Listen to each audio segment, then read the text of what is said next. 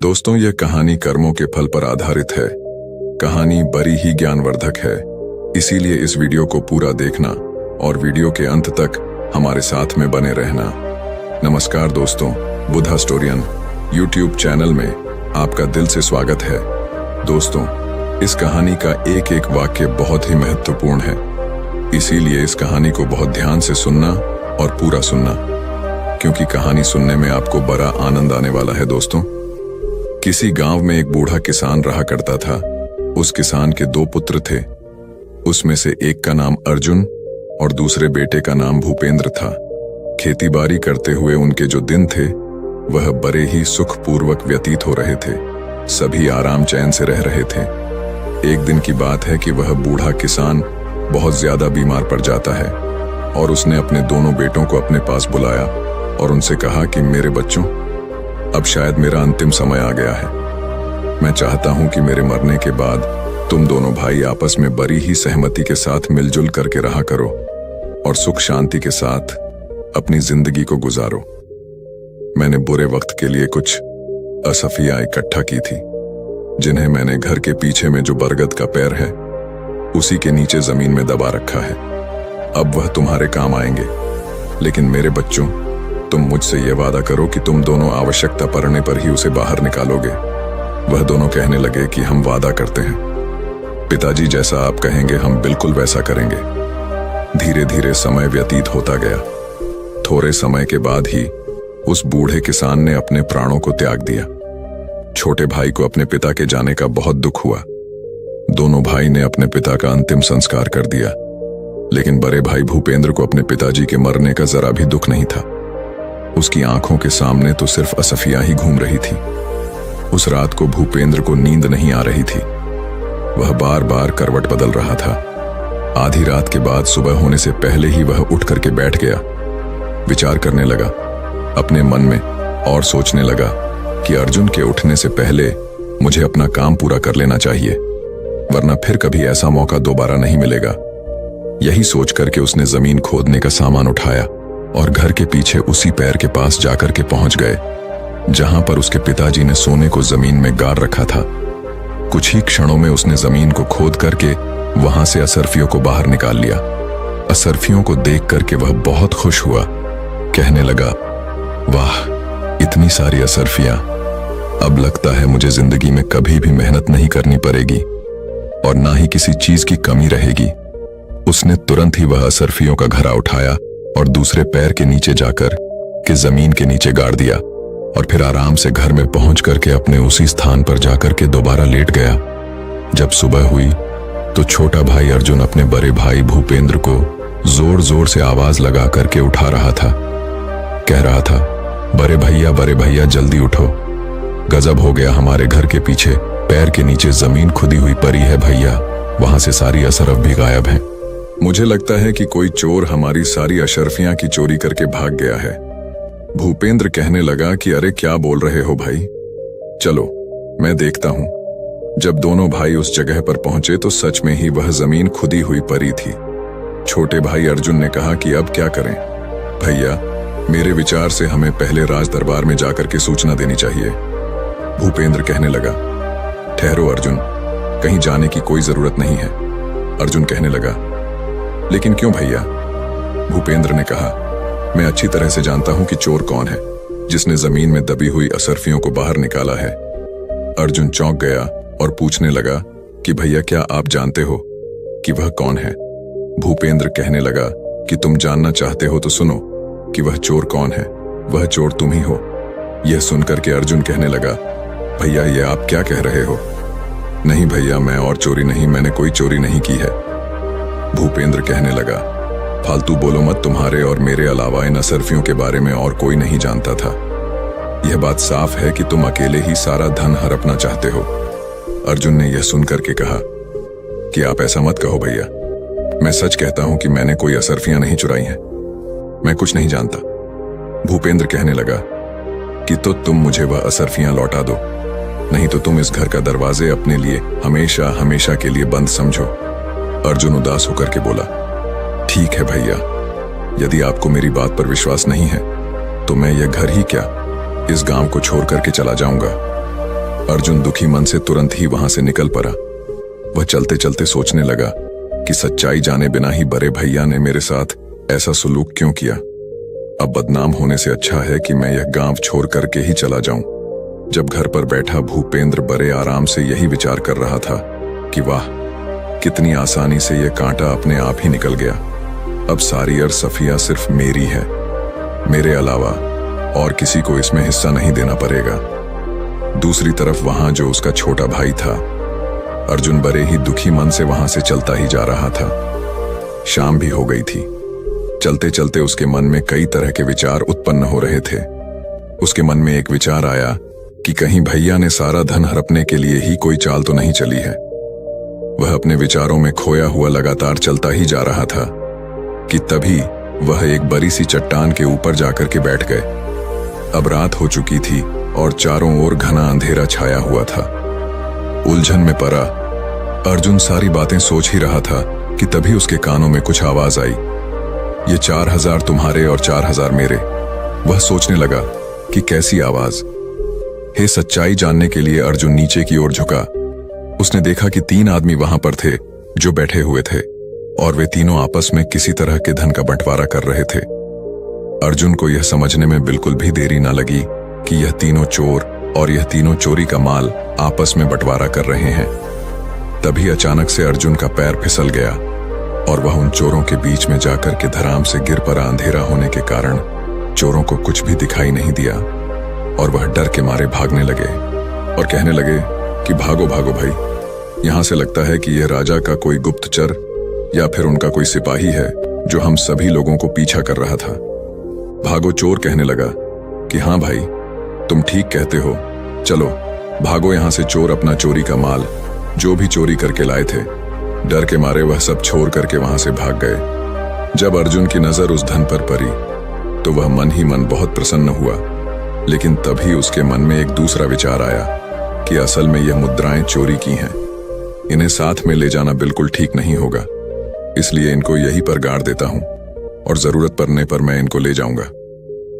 यही विचार करके अर्जुन ने वह सारी मुद्राएं एक पैर के नीचे गाड़ दी और रात भर वहीं पर रहा। सुबह अपने रास्ते पर चलने लगा। दोपहर होते होते वह एक घने जंगल से जा रहा था। तभी कुछ लुटेरों ने उसको घेर लिया और लुटेरों का सरदार उससे कहने लगा कि खबरदार, जो कुछ भी तुम्हारे पास है वह निकाल करके हमको दे दो, नहीं तो हम तुम्हें जान से मार देंगे। अर्जुन लुटेरों की बात को सुन करके कहने लगा कि भाइयों, मैं तो खुद ही एक मुसीबत में हूं और मेरे पास धन भला कहां से आएगा। लुटेरों का सरदार कहने लगा, ये झूठ बोल रहा है, इसकी तलाशी लो। तलाशी लेने के बाद जब अर्जुन के पास वास्तव में उन्हें कोई भी वस्तु प्राप्त नहीं हुई तो सरदार क्रोध से चिल्ला उठा और कहने लगा, कोई बात नहीं है, अगर इसके पास पैसे नहीं हैं तो भी यह हमारे काम आएगा। इसे अपने ठिकाने पर ले चलो, देवी मां को इसकी बलि चढ़ाई जाएगी। यह बात सुनते ही अर्जुन के होश उड़ गए। वह सोचने लगा, एक तरफ मैं मुसीबत का मारा था और कहां जाकर के इन डाकुओं के चंगुल में पड़ गया, उससे और बड़ी मुसीबत का सामना करना पड़ रहा था। तभी कुछ डाकू ने अर्जुन के हाथ पैर बांधे और अर्जुन को उठा करके अपने ठिकाने पर ले गए। परंतु उनके अड्डे तक पहुंचते पहुंचते अर्जुन को एक उपाय समझ आ गया। अड्डे पर पहुंचने के बाद उसने डाकुओं के सरदार से कहा, अगर तुम मुझे अपने दल में शामिल कर लेने का वादा करो तो मैं तुम्हें 8000 सुवर्ण मुद्राओं का पता बता सकता हूं। इतना सुनकर के वह जो लुटेरों का सरदार था कहने लगा, 8000 मुद्राएं? यदि तुम वास्तव में सच कहते हो तो हमें तो तुम्हारी शर्त मंजूर है, जल्दी से हमें उन मुद्राओं का पता बताओ। अर्जुन कहने लगा कि देखो भाई, अभी तो रात होने वाली, इस समय वहां पर जाना बिल्कुल भी ठीक नहीं है। कल सुबह होते ही मैं तुम लोगों को वहां पर लेकर के चलूंगा। लुटेरों का सरदार कहने लगा, ठीक है, लेकिन खबरदार हमारे साथ कोई भी चालाकी करने की कोशिश बिल्कुल मत करना, वरना तुम जानते हो कि इसका क्या परिणाम होगा। तुम्हारे साथ जो भी होगा वह तुमसे बर्दाश्त नहीं होगा, इसीलिए सोच समझ करके मुझसे कोई बात करना। अर्जुन बोला, निश्चिंत रहो सरदार, मैं तुमसे कोई भी धोखा नहीं करने वाला।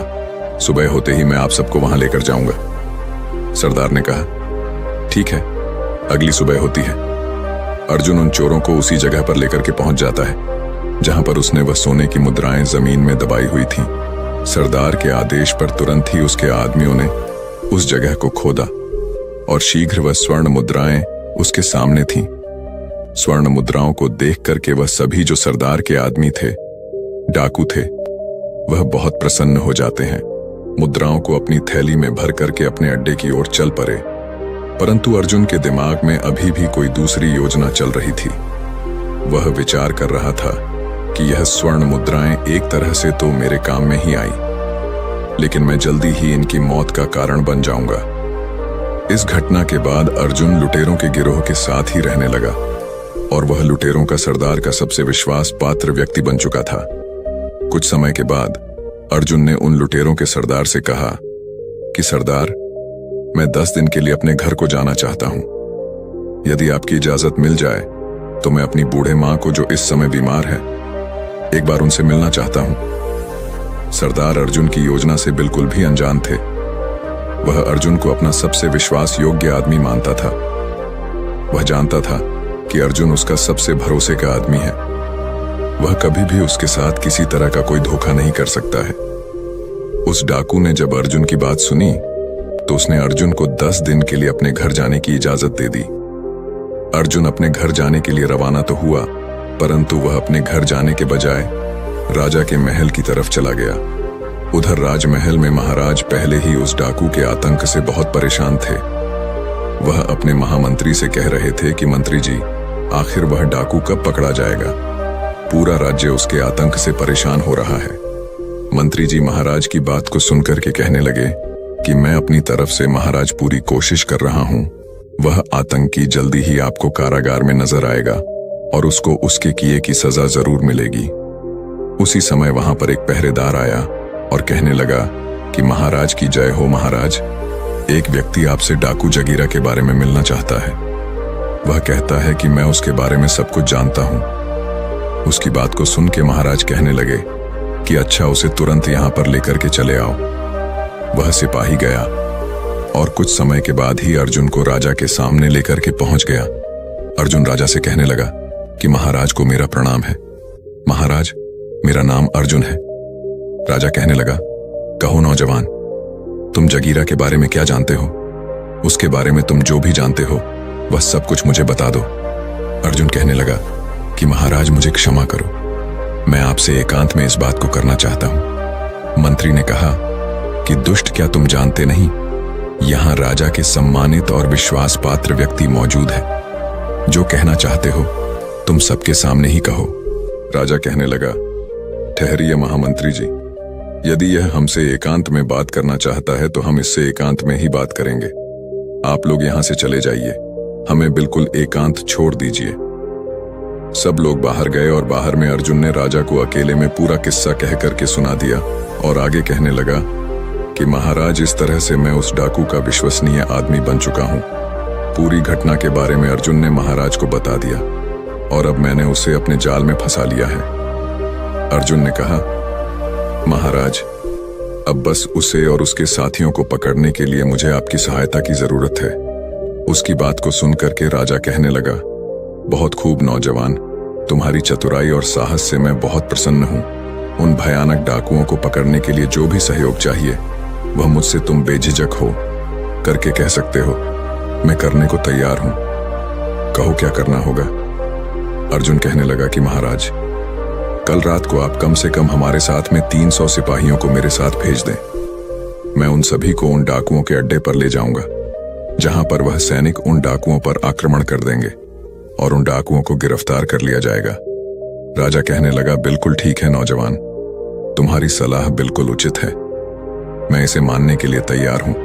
तो तय रहा कि हम कल रात को हमारे सैनिकों को तुम्हारे साथ भेजेंगे, तब तक कि तुम यही राजमहल में हमारे शाही मेहमान बन करके रहो। उसके अगले दिन रात होते ही अर्जुन अपनी योजना के अनुसार सैनिकों को लेकर के डाकुओं के अड्डे पर पहुंच गया। सैनिकों की टुकड़ी ने उन डाकुओं पर आक्रमण कर दिया। कुछ ही समय में सैनिक ने उन डाकुओं को गिरफ्तार कर लिया और उनमें से कुछ डाकू मारे भी गए और जो बचे हुए थे उनको महाराज के सामने पेश कर दिया गया। राज दरबार में अर्जुन को देख करके डाकुओं का सरदार जो था वह मन ही मन सोचने लगा उसने कितना बड़ा धोखा किया। मैंने इस व्यक्ति पर विश्वास किया और इसने मेरे साथ विश्वासघात किया। इस आदमी ने हमें कहीं का नहीं छोड़ा। अगले दिन दरबार में सभी दरबार बारियों और मंत्रियों से विचार विमर्श करने के बाद राजा जो था उसने सभी डाकुओं को एक ही सजा सुना दी। इन सभी खूनी दरिंदों को हम सजाए मौत देते हैं क्योंकि इन्होंने किसी के साथ कोई रियायत और ना ही रहम किया है, इसलिए इनको जीने का कोई अधिकार नहीं है। सैनिकों, अब तुम इन्हें ले जाओ और अगले 2 दिन बाद इन्हें फांसी पर लटका देना। इसके बाद वह राजा जो था उसने कहा कि अर्जुन, तुम्हारी बहादुरी से हम बहुत प्रसन्न हैं। आज से हम तुम्हें अपना सेनापति नियुक्त करते हैं। अर्जुन ने यह सुनकर के कहा कि आपका धन्यवाद महाराज, जो आपने मुझे देश की सेवा करने के योग्य समझा। उधर दूसरी तरफ अर्जुन का जो बड़ा भाई था अपने पिता की मेहनत की कमाई को बुरे कामों में बर्बाद कर रहा था, क्योंकि वह उसकी खुद की कमाई नहीं थी और वह बेईमानी करके उस धन को प्राप्त किया था। उसको उससे जुआ खेलने की बुरी लत लग चुकी थी। वह शराब और जुए में अपना सारा पैसा बर्बाद कर चुका था। उसकी हालत इतनी दयनीय हो चुकी थी कि उसके पास खाने के लिए अन्न तक भी नहीं था। पूरे गांव में वह इतना बदनाम हो चुका था कि अब उसे गांव में कहीं भी कोई भी काम नहीं मिल पा रहा था। इसीलिए उसने यह निश्चित किया कि इस गांव में भूखा मरने से अच्छा है कि मैं किसी दूसरे गांव में जाकर के कोई काम धंधा ढूंढ लूं। इसी तरह से विचार करते हुए वह अपने घर से निकल पड़ा। चलता चलता उसी राज्य में आ पहुंचा जहां पर उसका भाई अर्जुन सेनापति था। उसी नगर में वह किसी सेठ जी की दुकान पर गया और उनसे पूछने लगा, सेठ जी, क्या मुझे कोई काम मिलेगा? सेठ ने उसकी बात सुन के कहा, अरे भाई, तुम तो चेहरे से ही चोर उचक के लगते हो, तुम्हें भला कोई क्या काम देगा, इसलिए मुझे माफ करो भाई और यहां से चले जाओ। भूपेंद्र सोचने लगा, ईमानदारी से शायद मुझे यहां पर कोई काम मिलने वाला नहीं है। अब तो पेट भरने के लिए मुझे चोर और उचक्का ही बनना होगा। तभी उसकी नजर सेठ के पास रखी हुई एक थैली पर पड़ी। उसे लगा कि स्वर्ण मुद्राओं से भरी हुई थैली है। उसने वहां से वह थैली उठा ली और तुरंत ही वहां से भाग निकला और सेठ को उसे पकड़ने का मौका ही नहीं मिला। वह बस चोर चोर चिल्लाता ही रह गया और वह वहां से रफू चक्कर हो गया। बाजार के कुछ लोग उसके पीछे भागे, लेकिन भूपेंद्र को ढूंढ नहीं पाए और मायूस होकर लोग वापस अपनी जगह पर लौट आए। इधर सेनापति बन चुका अर्जुन अपना काम बड़ी ही ईमानदारी से कर रहा था। एक दिन की बात है, महाराज ने अर्जुन को बुलाया और कहा, अर्जुन, तुम एक बहुत ही बहादुर, बुद्धिमान और नेक आदमी हो। मैं चाहता हूं कि मेरी बेटी के साथ तुम विवाह कर लो। कहो, इस पर तुम क्या चाहते हो? यदि तुम्हारी इच्छा हो तो मैं चाहता हूं कि मैं अपनी बेटी का विवाह तुम्हारे साथ कर दूं। अर्जुन ने कहा कि महाराज, यदि आपकी यही इच्छा है तो मैं इनकार नहीं कर सकता। मुझे यह विवाह स्वीकार है। अर्जुन के इस फैसले से राजा बहुत खुश हुआ और कुछ ही दिनों में शुभ मुहूर्त को देख करके राजा की बेटी और अर्जुन का विवाह कर दिया गया। विवाह को अभी कुछ दिन ही व्यतीत हुए थे और महाराज ने अर्जुन को कहा कि बेटा अर्जुन, अब हम 70 साल के हो चुके हैं और इसलिए हम चाहते हैं कि अब राज्य की जो बागडोर है वह तुम संभाल लो। अर्जुन ने कहा, आपको जैसा उचित लगे। महाराज अगले ही दिन अर्जुन का राज्य तिलक कर दिया गया। महाराज तीर्थ यात्रा को निकल चुके थे। इस तरह से कुछ महीने व्यतीत होते हैं और उसके बाद जो सबसे बड़ी समस्या अर्जुन के सामने आई वह थी भूपेंद्र, जो चोर बन गया था, जो उसी का सगा भाई भूपेंद्र था और वह अब तक का नामी और खतरनाक चोर बन चुका था। सैनिकों ने काफी प्रयास किया लेकिन वह उसे पकड़ न सके। चोर उसी जंगल में एक पुराने मंदिर में रहा करता था। एक रात वह बैठा सोच रहा था कि कोई ऐसी तरकीब लगाई जाए कि मुझे बार बार चोरी करने की जरूरत न पड़े। एक बार में इतना माल उड़ा लिया जाए कि भविष्य में दोबारा चोरी नहीं करनी पड़े।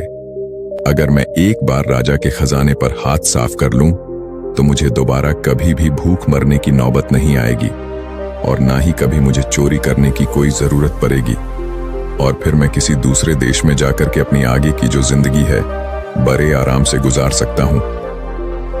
अगली रात खजाने की चोरी करने के उद्देश्य से भूपेंद्र राजमहल के पीछे जा पहुंचा। हाथों में रस्सी लिए वह दीवार पर चढ़ने की सोच रहा था और दूसरी तरफ संयोग से उस चोर के बारे में विचार करते हुए सोच सोच कर कि राजा को नींद नहीं आ रही थी। उस समय राजा महल की छत पर घूम रहे थे।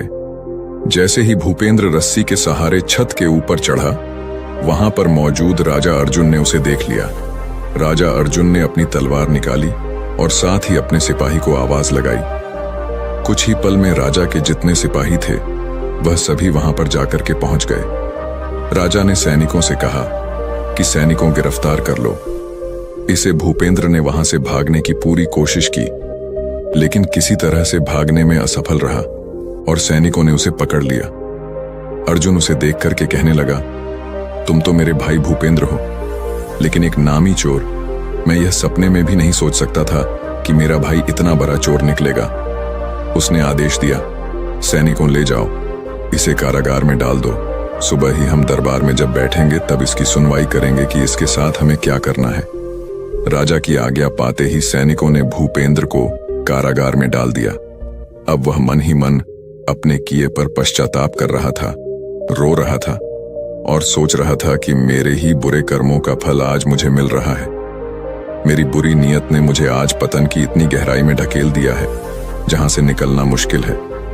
जबकि अर्जुन, जिसे मैंने बेईमान बना करके धक्के मार करके अपने घर से निकाला था, आज अपनी ईमानदारी और नेकी की वजह से वह इस राज्य का राजा बन गया है और मैंने उसके साथ बेईमानी की तो मेरी दुर्गति हो गई।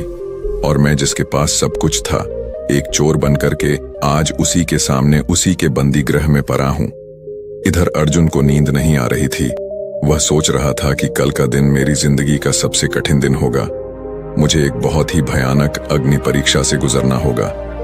क्या इस परीक्षा में मैं कामयाब हो पाऊंगा? मुझे भी समझ में नहीं आ रहा है। काश महाराज ने मुझे राजपाट ना सौंपा होता तो कितना खुश होता अपने भाई को। अपने ही हाथों से मुझे सजा नहीं देनी पड़ती। अगले दिन दरबार में चोर भूपेंद्र को पेश किया जाता है। महाराज ने उससे कहा कि भूपेंद्र, तुम्हारे ऊपर लगाए गए चोरी के सारे इल्जाम प्रमाणित हो चुके हैं। क्या तुम्हें अपनी सफाई में कुछ कहना है? भूपेंद्र ने कहा कि बस इतना ही कहना चाहता हूं महाराज कि मुझ जैसे नीच और शैतान आदमी को आप इतनी कठोर से कठोर सजा दें कि भविष्य में चाह करके भी कोई चोरी ना कर सके और किसी के साथ कोई बेईमानी ना कर सके। अर्जुन ने कहा, ठीक है, हम तुम्हें ऐसी ही सजा देंगे। सैनिकों, ले जाओ इस चोर को और इसका एक हाथ और एक पैर काट दिया जाए और इसके बाद इसे देश की सीमा से बाहर निकाल दिया जाए। अर्जुन का यह इंसाफ देख करके उसकी प्रजा और उसके मंत्री सब उसकी जय जयकार करने लगे। राजा की आज्ञा का पालन किया गया और चोर भूपेंद्र का एक हाथ और एक पैर काट करके उसे राज्य की सीमा से बाहर निकाल दिया गया। जब वह देश छोड़ करके जा रहा था तो तभी उसके सामने राजा अर्जुन पहुंच गए। अर्जुन को देख करके भूपेंद्र बोला, महाराज, आप कैसे यहां पर आ गए? काश आपने मेरा एक हाथ और एक पैर काटने के बजाय मुझे मौत की सजा दे दी होती तो बड़ा अच्छा होता। यदि आप ऐसा करते तो आपने मुझे तरप तरप कर मरने के लिए छोड़ दिया। मैं इस दुनिया में क्या करूंगा? अर्जुन ने कहा, उस समय तो मैं एक राजा था, परंतु अब मैं आपके सामने राजा अर्जुन नहीं बल्कि आपका छोटा भाई अर्जुन खड़ा है। एक राजा होकर के मैंने एक चोर को सजा देकर के अपने राज्य धर्म का पालन किया था और अब एक भाई अपने भाई से अपने धर्म और कर्तव्य का पालन करने के लिए आया है। भूपेंद्र ने कहा, मैं कुछ समझा नहीं। अर्जुन कहने लगा, भैया, मैं जानता हूं कि एक हाथ और एक पैर काटने की वजह से आप कभी भी कोई काम अपने जीवन में नहीं कर पाएंगे और इसके लिए मैं आपको कुछ धन देकर के जाऊंगा। इस थैले में कुछ स्वर्ण मुद्राएं हैं, इन्हें आप ले लीजिए, जो कि मेरी मेहनत की कमाई हुई है। मुझे विश्वास है कि इस मेहनत के धन के साथ आप किसी दूसरे देश की सीमा में अपना जीवन बड़े ही आराम से व्यतीत कर सकते हैं। लेकिन भैया, आप इनकार मत करना, नहीं तो कभी भी मैं अपने आप को माफ नहीं कर पाऊंगा। इतना सुन के भूपेंद्र कहने लगा कि तुम कितने महान हो अर्जुन।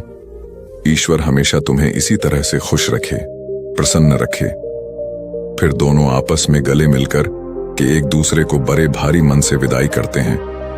बड़ा भाई छोटे भाई से कहने लगा, मेरी ईश्वर से यही प्रार्थना है कि मुझे हर जन्म में तुम्हारे जैसा ही भाई मिले। और दोनों भाई अपनी अपनी राह पर इस तरह से वापस चले गए और उसके बाद उस देश में भूपेंद्र को दोबारा किसी भी वन में नहीं देखा और राजा अर्जुन को अपनी प्रजा का पालन करते हुए सुखमय जीवन व्यतीत करने लगे। तो दोस्तों, उम्मीद है इस वीडियो से आपको काफी कुछ सीखने को मिला होगा, और अगर कुछ सीखने को मिला हो तो हमारे इस वीडियो को लाइक, शेयर और बुधा स्टोरियन चैनल को सब्सक्राइब जरूर कर लीजिएगा, और साथ ही कमेंट में नमो बुद्धाय जरूर लिखिएगा। धन्यवाद।